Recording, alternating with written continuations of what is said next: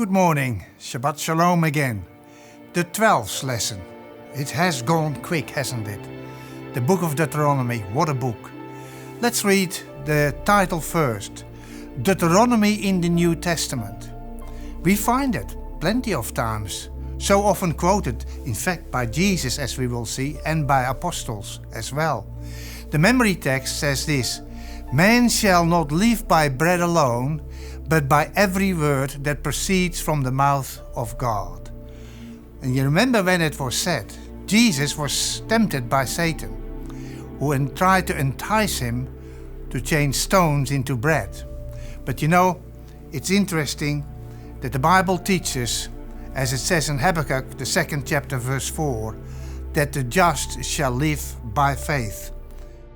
Moses had told the people this: the Lord your God will raise up for you a prophet like me from your brethren, him you shall hear.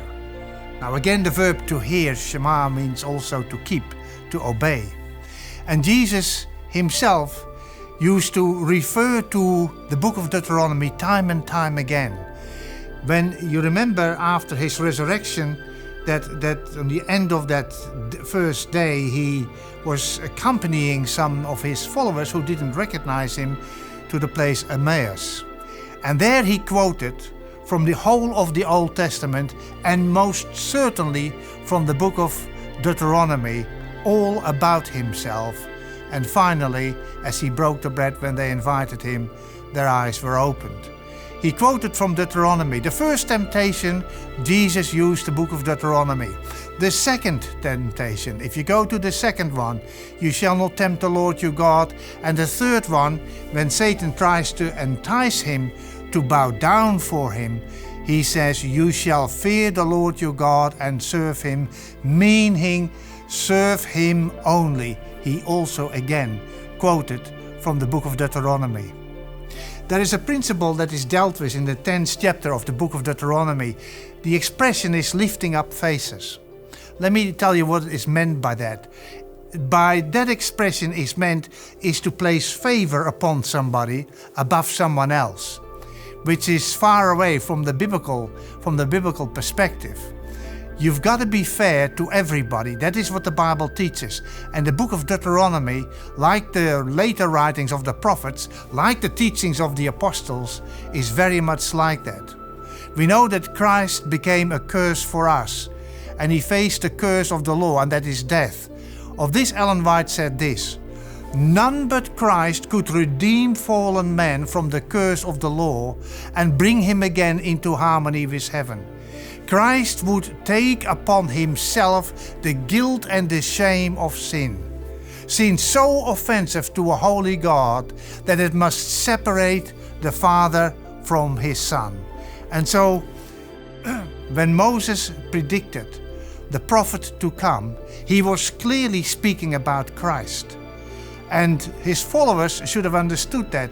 Some of them queried if this, Jesus, was the prophet that Moses spoke about.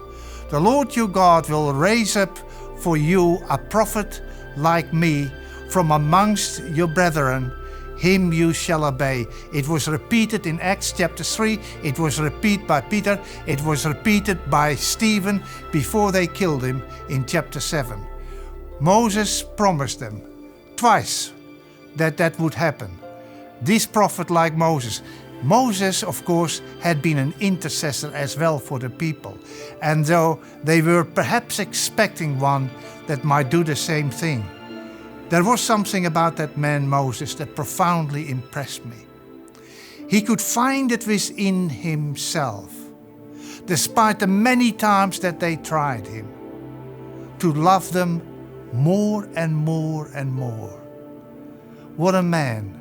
He was Christ-like in many ways. So when he said a prophet like him, you can expect the Messiah to be the one who will love you more and more and more. And this is wonderful. This is good news to us. The book of Deuteronomy is really a book of good news, isn't it?